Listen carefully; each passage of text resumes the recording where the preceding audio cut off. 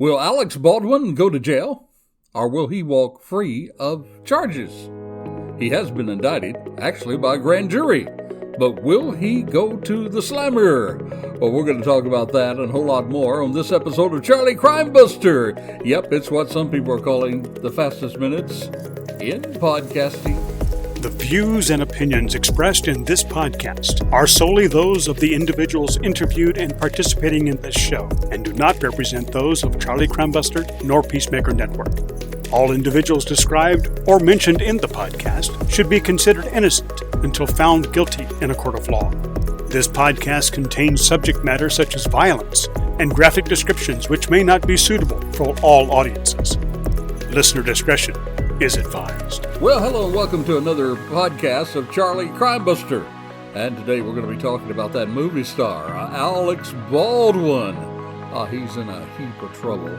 A lot of sad things about this particular story. We're going to get you caught up to date. We're going to hear what you would have to say about what's happening in that trial that's going to be coming. By the way, you can always reach out with a shout out, and we encourage you to do so. You can reach me, charliecrimebuster at gmail.com. That's charliecrimebuster, gmail.com. Hey, you can make suggestions on other podcasts you'd like to see us cover. You can ask questions. You can even disagree with some of the things you hear. It's always a safe zone. We say that to invite especially our new listeners to reach out. We'd love to meet you. Also, if you're a seasoned listener, we'd love to hear from you. charliecrimebuster at gmail.com. If you'd like to support the program, go over to peacemakernetwork.com, peacemakernetwork.com. There you can become a badge, BADGE supporter. For as little as $3 a month, you can not only help us with the podcast, but you can help other wonderful heroes. You can help the brave men and women of law enforcement, the first responders, and the military. I always call them the people run toward danger instead of away from danger. Read about how we can help them together as a team. Right there, peacemakernetwork.com. If you'd like to get caught up on any of the episodes, go to charliecrimebuster.com, charliecrimebuster.com. You're going to find all kinds of good episodes there. We just finished a whole bunch of episodes on Jeffrey Epstein, and we've got quite a bit of response from people on that series. Go to charliecrimebuster.com or your own podcast platform. Just in the search engine there, search for Charlie Crimebuster Crime Talk. You'll find us. We're all over the place. All right, now let's get into our main focus. Well, I hope you got your cowboy boots on. Yep, and your Texas hat for this one. It has to do with a Western film. And yet, with that Western comes a real-life tragedy. All right, let's talk about exactly what happened. You see, Alec Baldwin, the actor, he was on a movie set.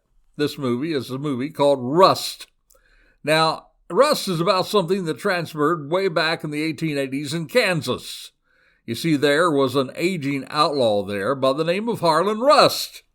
And, of course, Harlan Rust is played by Alec Baldwin. And he was coming to rescue his 13-year-old grandson, Lucas. It seems that Lucas was in a heap of trouble himself because he was sentenced to hang. Yep, sentenced to hang after an accidental murder. And now these fugitives are on the run.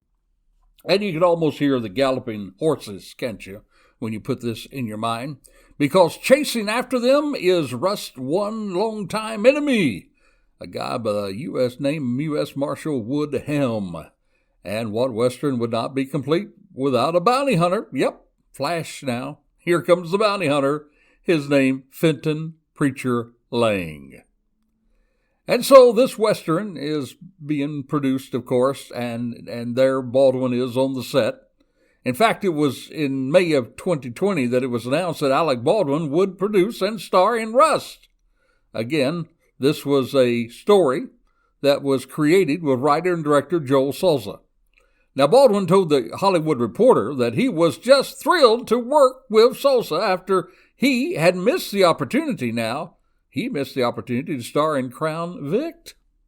You know what a great blockbuster that one was. And in that one, it was Clint Eastwood, of course, who carried the day. It was a great movie, by the way. If you haven't seen that, I would certainly recommend it. I certainly enjoyed it. Well, he also compared this to the film Unforgiven back in 1992. that was inspired by a true story.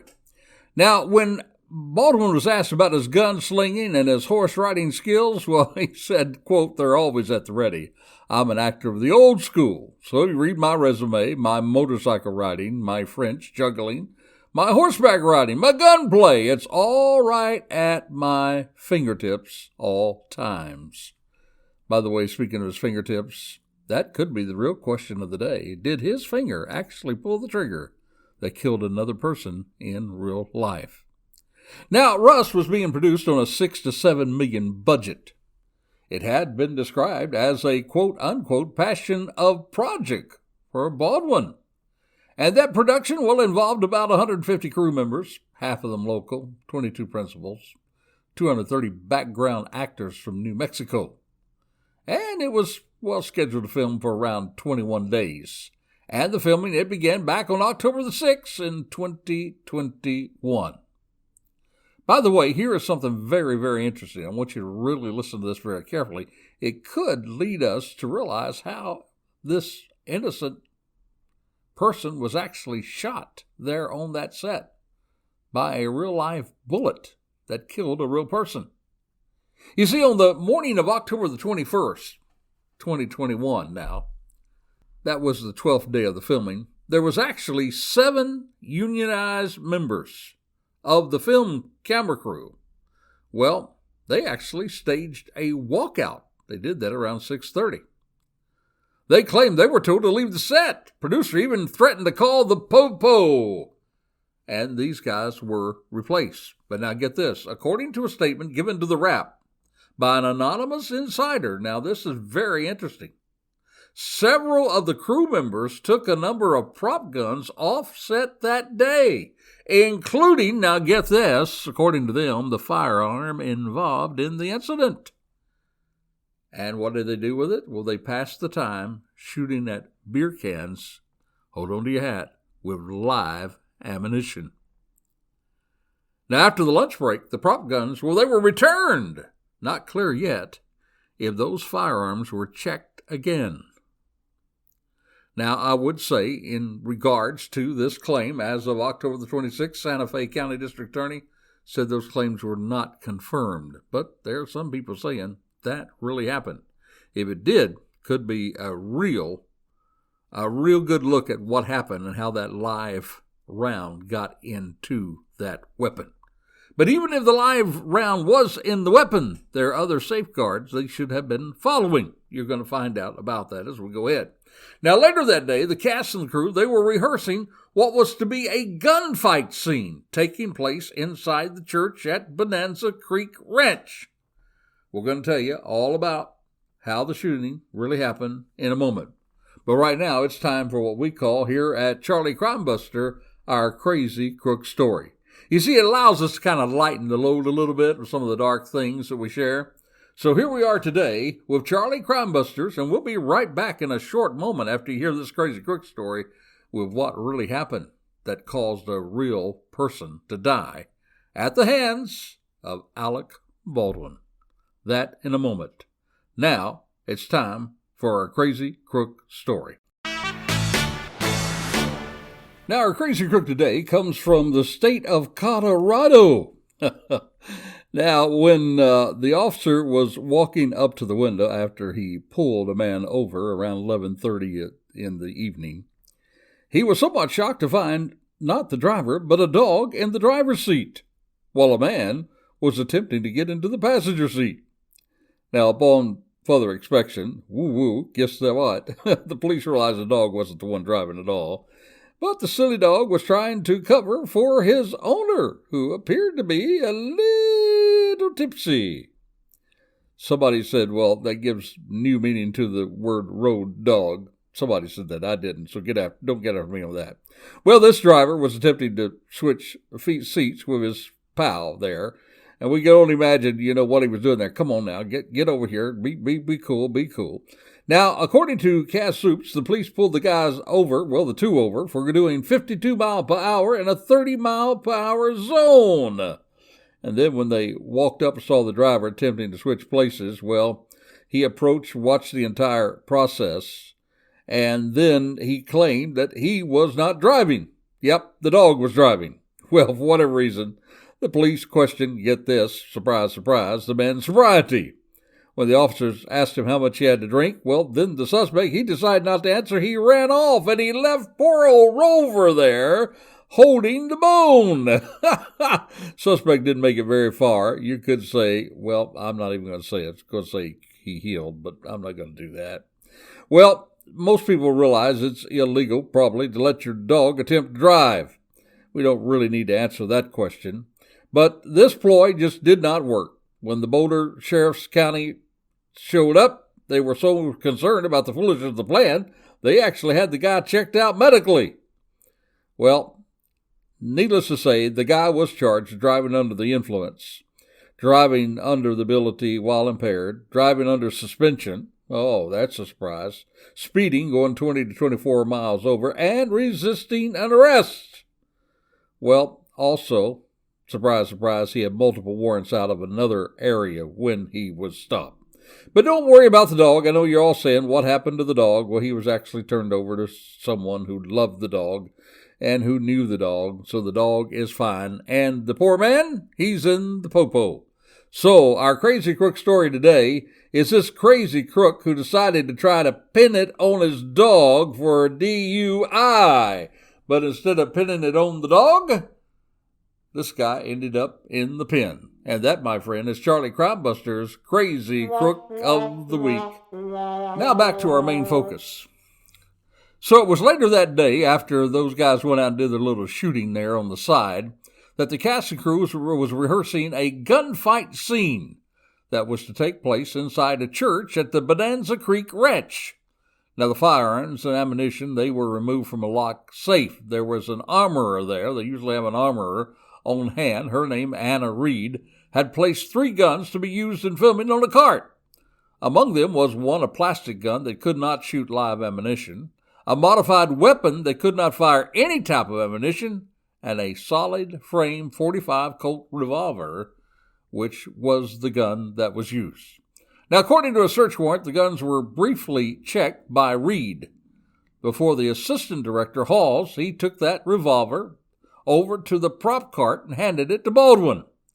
Now, in another affidavit, Halls says safety protocol regarding the firearm was such that Halls would open the loading gate of the revolver, rotate the cylinder to expose the chambers so he could inspect it then for himself. But again, according to the affidavit, Halls said he did not check those cylinder chambers. But he did recall seeing 3 rounds in the cylinder at the time. Now, after the shooting, Halls said, he said that Reed retrieved the weapon and opened it. Halls said he saw 4 rounds, which were plainly blanks. Yet one of them could have been the remaining shell of a discharged live round. Now, in the warrant, it further stated that Halls announced the term cold gun. That is a term that they use on the set that means that it's empty. And Hall's lawyer, she asserted that he did not take the gun off the cart and hand it to Baldwin as reported. But when pressed by a reporter to be clear, she then would not repeat that assertion. Now, the B camera operator, Reed Russell, he was situated on a camera dolly looking at a monitor with Hutchins and Souza both nearby. Now, the scene, it involved Baldwin's character removing the gun from the holster, pointing it toward the camera. Trio was behind the monitor, about 2 feet from the muzzle of the firearm. None of them, by the way, were wearing protective gear, or any noise-canceling headphones, or even safety goggles. The trio behind the monitor there, they began to reposition the camera because they wanted to remove a shadow. Baldwin began to explain to the crew how he planned to draw the firearm. So he said this, quote, I guess I'm going to take it out, pull it, and go bang. When he removed it from the holster, well, unfortunately, the revolver discharged a single time. Now here's where we get down to the nitty-gritty. Baldwin denied pulling the trigger of that gun. Yet ABC, they described a later FBI report stating that the gun could only fire if the trigger was pulled. Halls, well, he was quoted by his attorney again saying that Baldwin did not pull the trigger. that Baldwin's finger was never within the trigger guard during the incident. But sadly, when that gun fired, the bullet traveled toward the three behind the monitor, struck Hutchins in the chest, traveled through her body, then hit the director Souza in the shoulder. Now, immediately the script supervisor called 911 at 1:46 p.m. Emergency crews were there 3 minutes later. And footage of that incident, by the way, was not recorded. Hutchins, well, she was flown by helicopter to the University of New Mexico Hospital, where she was then pronounced dead. And the producer, Souza, he was treated by EMS, transported by ambulance to a regional medical center in Santa Fe. He was admitted, but he was released the following morning. Now, of course, as far as the production at that point, it was suspended indefinitely. Though the co-producer, he was confident the film would resume to production once the investigation ends. And there are some people who say that the greatest way that they could show their respect to Hutchins would be to finish this film production. So here you have it, my friend. He pulled out the firearm. It discharged. It struck two people. One person died. The question is, what kind of charges could there be or should there be in a terrible, terrible incident like this? And we're going to talk about those charges in just a moment. Right now, it's time for us to introduce a part of our program that I think has been very, very helpful. We've been giving you some scam alerts. And we just got through with that favorite holiday of those sweethearts out there called Valentine's Day. And so what better way to inform you than to share with you about how there is a romance scam out there. Here, my friend, is James Buckland with today's scam alert. Thank you, Charlie Crimebuster. This week's we're going to be sharing with you romance scams. That's right, romance scams. Now, I get it. Romance scams aren't new, and their popularity continues to rise. That's all common knowledge. However, according to the Federal Trade Commission, people have lost $1.3 billion to romance scams. That's an average cost of around $4,400 per person, and that's been since 2022. See, the scammers often steal someone's identity or create fake profiles on dating and social media apps just to meet the victims. There's no surefire method to detect a fake, although the scammers may use stock photos and make excuses as to why they can't meet you in person. But after gaining your trust, they may ask you to buy them something or send them some money. Or the person may mistakenly send you money and ask you to send it back or forward it to someone else. And if your bank later determines that their payment was fraudulent, the sum of the payment will be subtracted from your account. You see, many romance scams start with a private message on social media or dating apps, and they can target anyone. Some scammers even seek to form platonic rather than romantic relationships. So our advice to you is if you're getting into romance, make sure you vet the person that you're speaking with and make sure you do it properly. Here at Charlie Crimebuster, we strive to keep you safe. Well, thank you, James. Thank you for that good alert there. By the way, these scam alerts are our way of helping you stay safe. Now, speaking of staying safe, unfortunately, it was not a safe environment on the movie set of Rust. There are a number of very critical concerns that have come from the story.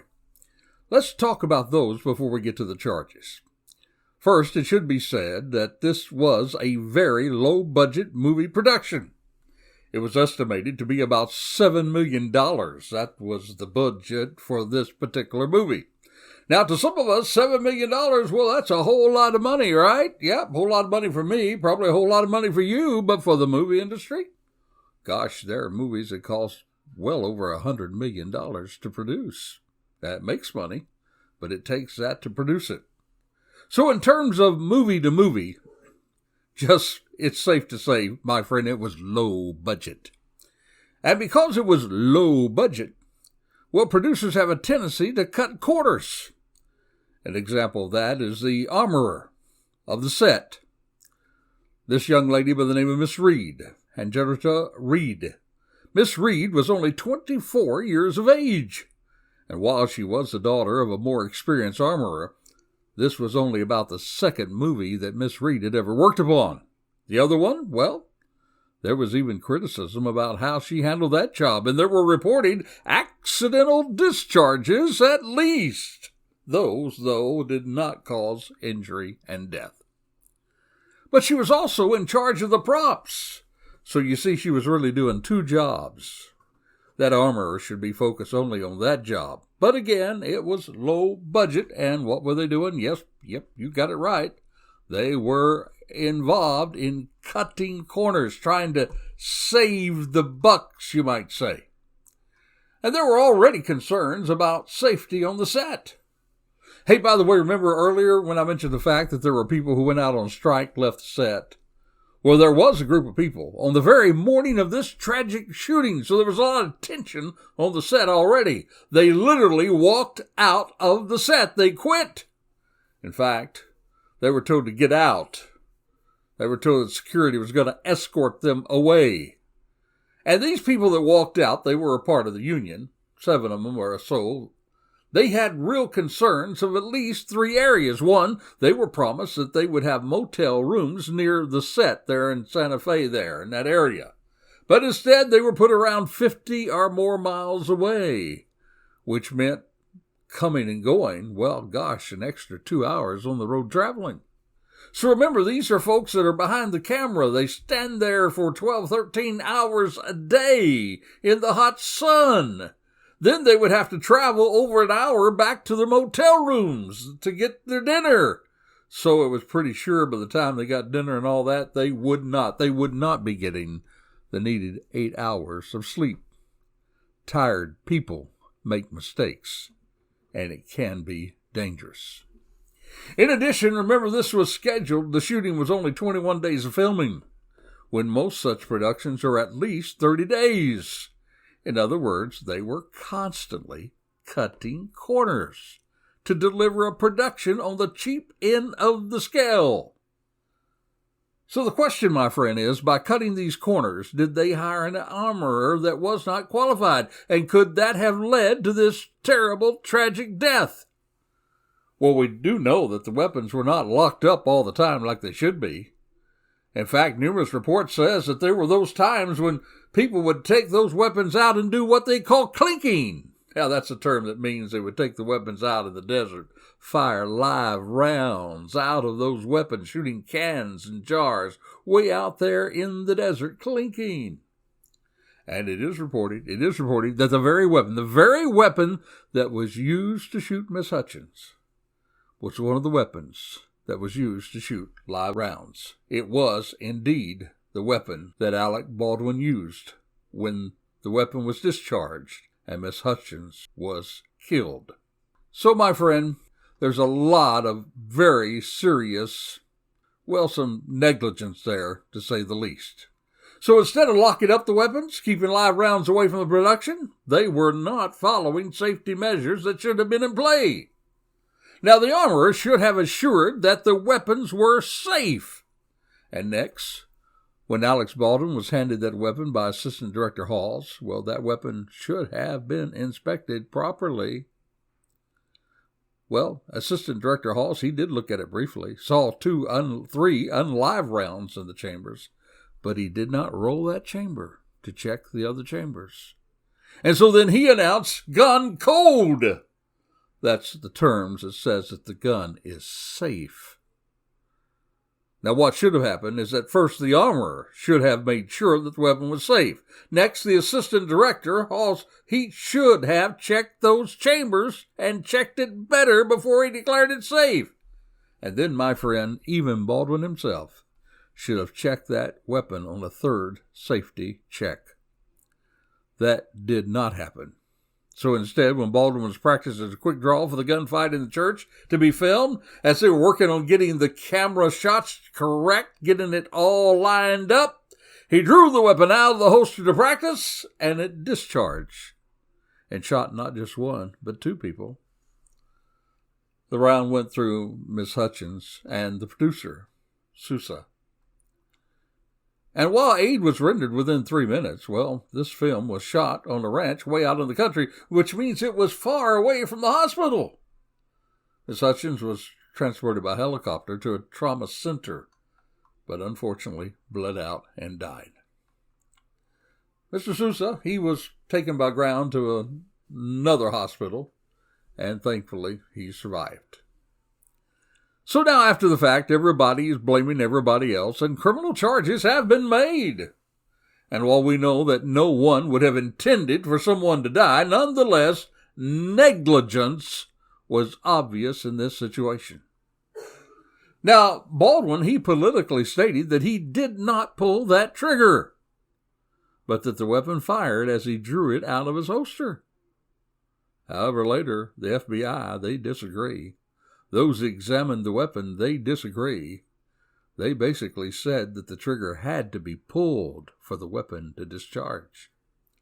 And it is perhaps because of this that while at first the prosecutors were not inclined to charge Baldwin criminally, but after that gun had been tested, after they now knew there was a live round in there and that live round was discharged, and they do think from their own analysis that Baldwin did pull that trigger, so they decided to bump it to the grand jury and let the grand jury decide.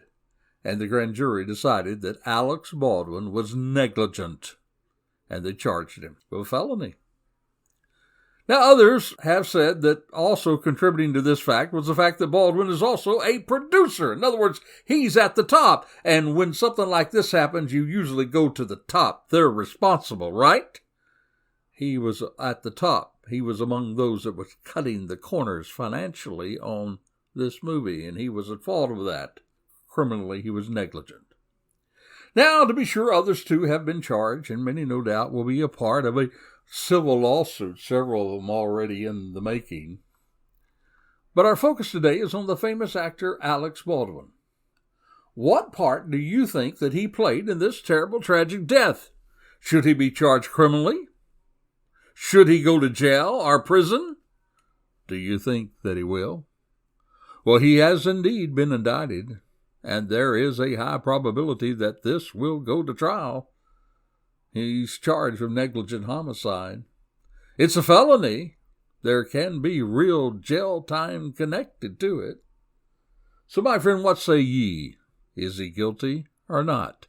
Love to hear from you about it. You can reach out to me, charliecrimebuster@gmail.com. That's charliecrimebuster@gmail.com. Let me know what you think about it. We're certainly going to stay on the hunt for this one to see if indeed Mr. Alec Baldwin, famous actor, this guy who actually played the role of someone to, ironically, rescue his own kin, his own grandson, from what was an accidental shooting way back there in the 1880s in Kansas.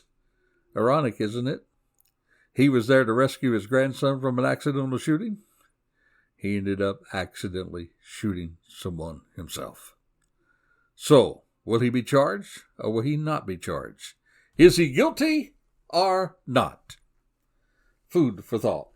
So until this time next time, this is Charlie Crimebuster here, reminding you, be safe, be alert. Yep, for the life you save, it may be your very own. You have been listening to Charlie Crimebuster.